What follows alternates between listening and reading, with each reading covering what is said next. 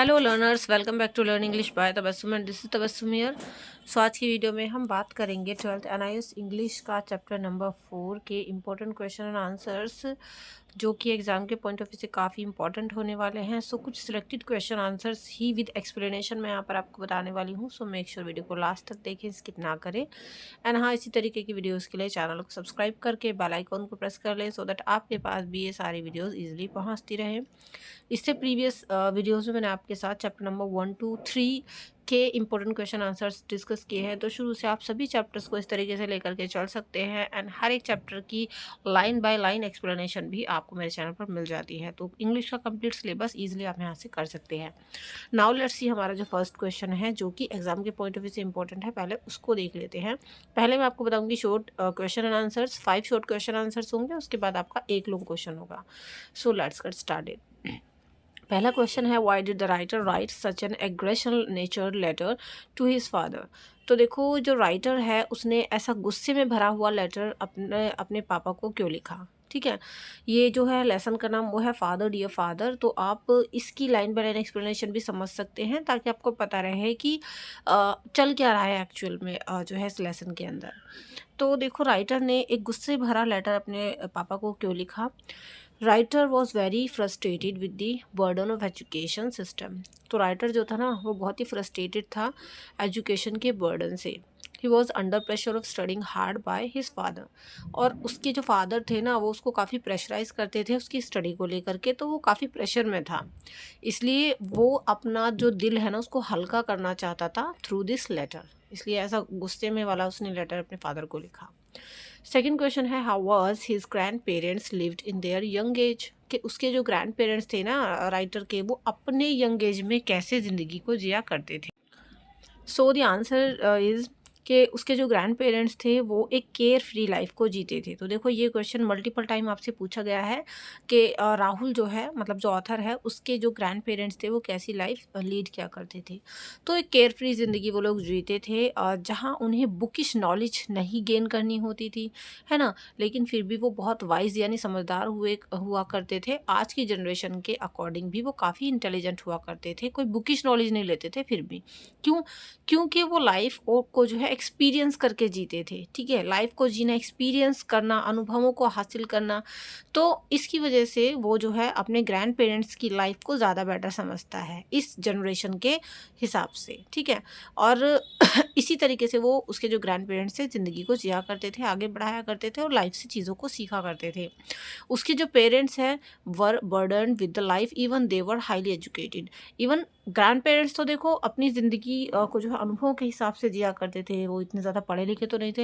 लेकिन जो उसके पेरेंट्स थे ना, वो हाईली एजुकेटेड थे, फिर भी वो हमेशा प्रेशर में रहा करते थे, हमेशा स्ट्रेस में रहा करते थे। क्योंकि आपको पता है कि एजुकेशन कहीं ना कहीं इंसान को एक स्ट्रेस फ्री लाइफ की तरफ भी मोड़ती है। अगर आप देखें प्रेजेंट जो जनरेशन है, वो जितना ज़्यादा एजुकेटेड होती है उसको, मतलब मैं ये नहीं कह रही एजुकेशन बुरी चीज़ है, लेकिन जो पहले के ज़माने के लोग होते थे पहले, वो केयर फ्री लाइफ जीते थे। इवन उनके पास इतनी नॉलेज भी नहीं होती थी। तो यही चीज़ जो है राइटर इस लेसन के थ्रू बता रहा है। थर्ड क्वेश्चन है, what does the writer think wrong with education. कि राइटर को क्या लगता है कि आजकल एजुकेशन रॉन्ग, क्या गलत हो रहा है आजकल एजुकेशन के नाम पर। What would he really like to learn about. और वो एक्चुअल में क्या पढ़ना चाहता है ना। एजुकेशन के साथ आखिर क्या गलत चल रहा है। या फिर इस क्वेश्चन को ऐसे भी पूछ सकते हैं, what kind of education does the writer want to get rather than that it is today. यानी किस प्रकार की एजुकेशन जो है राइटर प्रेफर करता है, आज की एजुकेशन ना प्रेफर करके वो किस तरीके की एजुकेशन के सपोर्ट में है। तो ये क्वेश्चन भी मल्टीपल टाइम रिपीटेड है, कई टाइप से क्वेश्चन पूछा जा सकता है। आंसर है, राइटर ये सोचता है कि एजुकेशन जो है वो ज़्यादा प्रैक्टिकल होनी चाहिए, ना कि किताबी ज्ञान होना चाहिए। जस्ट के पास किताबें हैं, आप पढ़ लो उनको, समझो कुछ मत। तो जो एजुकेशन है वो प्रैक्टिकल बेस्ड ज़्यादा हो। और ऐसा माना भी जाता है कि जितना आप चीज़ों को करके देखते हैं, करके सीखते हैं, वो ज़्यादा इफ़ेक्टिव माना जाता है।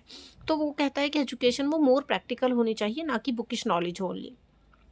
राइटर ये भी चाहता है कि जो राइट काइंड ऑफ एजुकेशन है वो प्रैक्टिकल थिंग्स ऑफ लाइफ से रिलेटेड हो।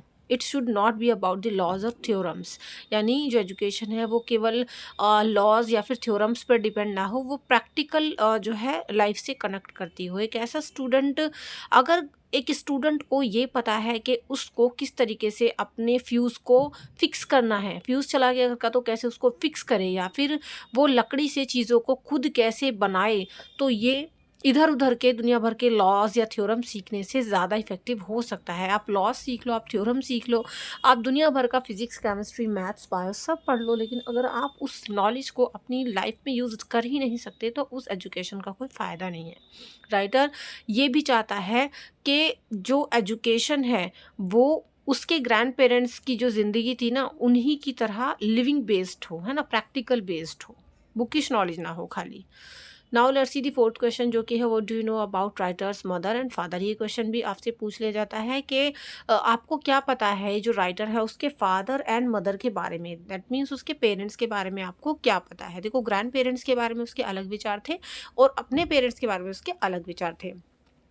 पहले देखते हैं, जो राइटर की मदर थी वो हाईली एजुकेटेड थी but she was highly strong, है ना, मगर वो फिर भी हमेशा टेंशन में रहती थी, नर्वस रहती थी, परेशान सी रहती थी। She was leading a lifeless life, और वो हमेशा बेचैनी भरी जिंदगी जीती थी। उसके जो फादर थे वो भी हाईली एजुकेटेड पर्सन थे, है ना, जो अपना खुद का डिपार्टमेंटल स्टोर चला रहे थे अच्छे तरीके से। उसके फादर लेकिन हमेशा प्रेशराइज्ड रहते थे, है ना, और उनको ये हमेशा लगा रहता था कि वो अपने बेटे की स्टडी की तरफ ज़्यादा ध्यान दें, उसको जो है मार्क्स वो अच्छे ऑब्टेन करे अपनी स्टडीज़ में, और वो अपनी स्टडीज़ में अटेंशन दे इधर उधर की बजाय। So he was unaware of his son's feelings, और वो अपने बेटे की जो फीलिंग्स थी ना, दैट मीन्स जो राइटर है उसकी फीलिंग्स से अनअवेयर थे। उनको बस ये था कि जो राइटर है वो अच्छे से पढ़े लिखे और वो बेस्ट से बेस्ट मार्क्स लेकर के आए। उनको ये नहीं था कि वो एक्चुअल में क्या प्रैक्टिकल चीज़ें सीख रहा है, उनको बस ये था कि हाँ वो अच्छे मार्क्स लाए एग्ज़ाम में।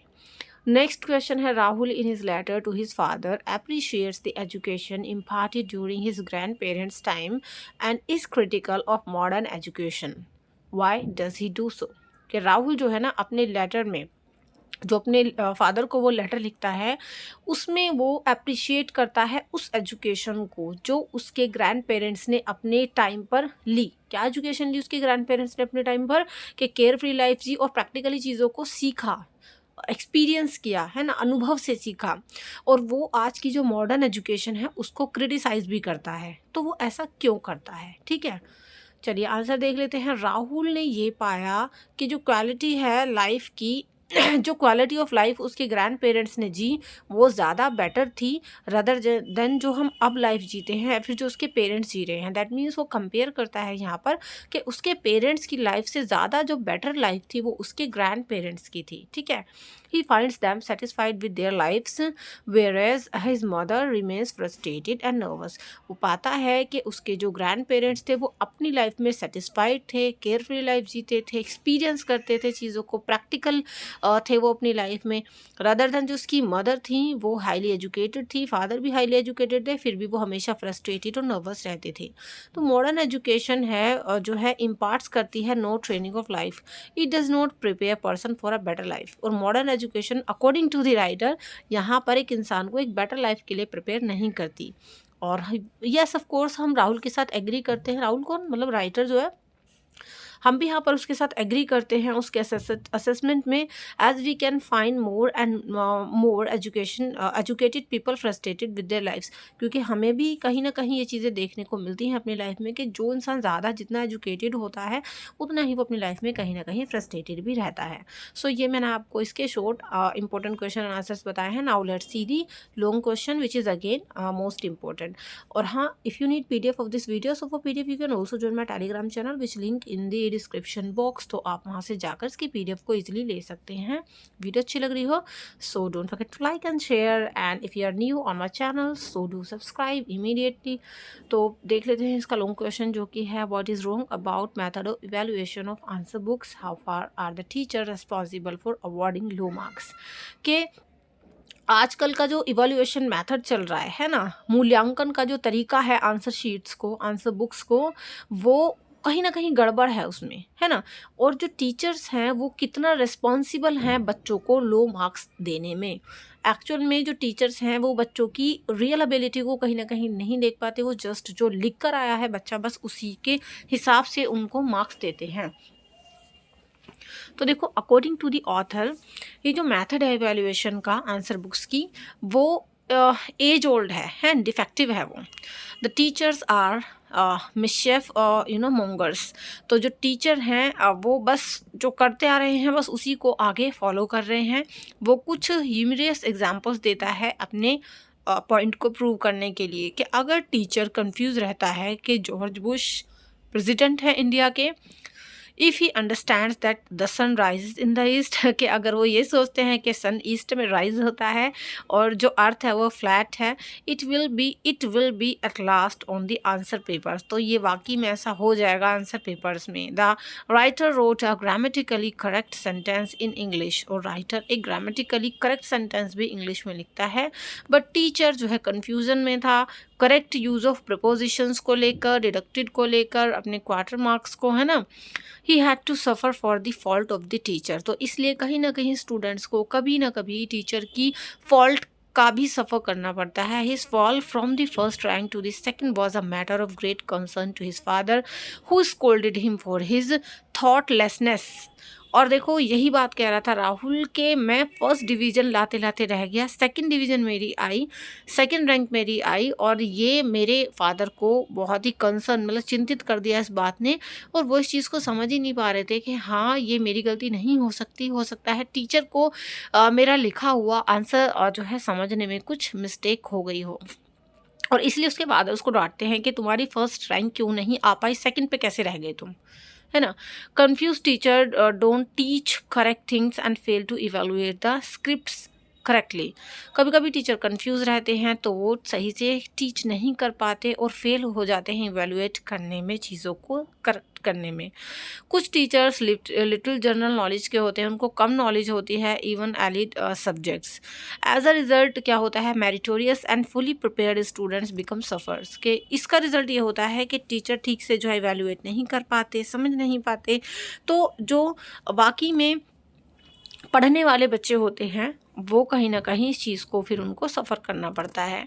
There should be guidelines for teachers before they start evaluating the answer sheets, और इसलिए राहुल कहता है कि गाइडलाइंस होनी चाहिए टीचर्स के लिए भी जब वो आंसर शीट्स को इवेलुएट करें। Now let's see the second question, जो कि अगेन इंपॉर्टेंट है। 2 क्वेश्चन हम यहाँ पर देखेंगे। What sort of education is most useful to students, यानी किस तरीके की एजुकेशन स्टूडेंट्स के लिए यूजफुल होती है। आंसर है मॉडर्न एजुकेशन एक old age education, age old है ना। It is practical and is unrelated to life. जो मॉडर्न एजुकेशन है वो एज ओल्ड भी है, इम्प्रैक्टिकल भी है और अनरिलेटेड है लाइफ को।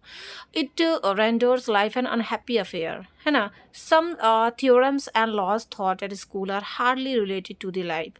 तो ये कहीं ना कहीं ज़िंदगी को अनहैप्पी किए रखती है मॉडर्न एजुकेशन। कुछ थ्योरम्स ऐसे हैं, कुछ लॉज ऐसे हैं जो स्कूल में पढ़ाए जाते हैं, लेकिन मुश्किल ही वो अपनी रियल लाइफ में हम यूज़ कर पाते हैं। They are never applied in most of the fields, और वो रूल्स कभी अप्लाई नहीं किए जाते हमारी ज़िंदगी के कहीं किसी भी क्षेत्र में।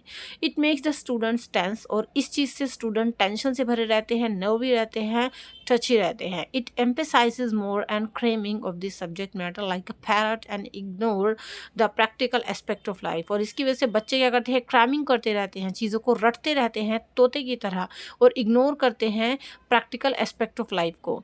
लिविंग और एक्सपीरियंसिंग, है ना। देखो ये इंपॉर्टेंट पॉइंट है इस चैप्टर का कि ज़िंदगी को जीना और उसको एक्सपीरियंस करना वो ज़्यादा इम्पॉर्टेंट होता है, ना कि स्टूडेंट जो है अननेसेसरी इन्फॉर्मेशन को अपने ऊपर लोड किए रखें।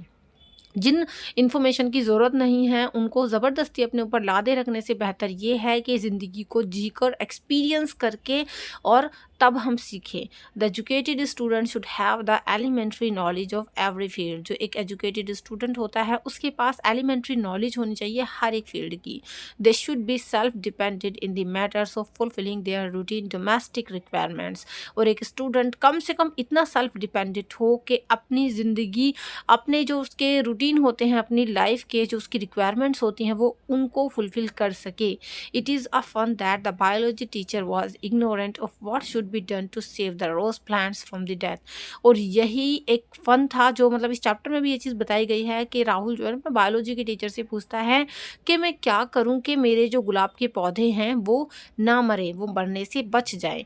लेकिन टीचर कहते हैं कि जाकर गार्डनर से पूछो। ठीक है, तो यही चीज़ें ना उसके दिमाग में खटकती रहती हैं कि अगर मैं गार्डनर से पूछ लूँगा तो आप बायोलॉजी पढ़ा करके फिर क्या सिखा रहे हो, अगर आप इतना भी नहीं बता सकते।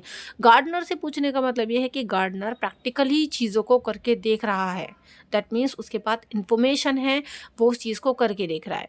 The student should be able to guide the literate fellows in matters of daily concern like fixing the fuse and repairing the items of furniture.